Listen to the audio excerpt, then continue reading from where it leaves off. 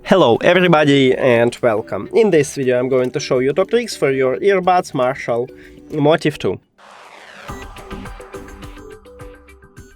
And let's get started with open the application. The first one, these earbuds have ANC. This is my favorite mod. And you can enable it in the application or by using gesture, and right here you can control this level.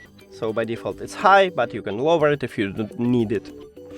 Next one, when you met someone, you don't need to remove your earbuds, you can enable just transparency mode, again in the application or by gesture, and you can control this mode also in the application.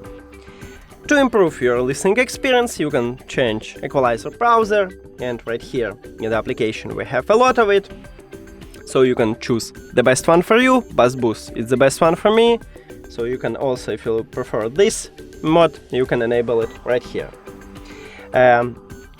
Also, when you listen to music or watching a movie, you don't need to use your phone. You can use a gesture on this phone, and you can check right here what gesture these earbuds offer, and you can customize some of it. So only press and hold. You can manage volume with it. You can call voice assistant. It's up to you. And the last one, if you have some trouble with your earbuds, you just put your earbuds to the charging case and then press and hold this connectional button until this LED light turns into purple.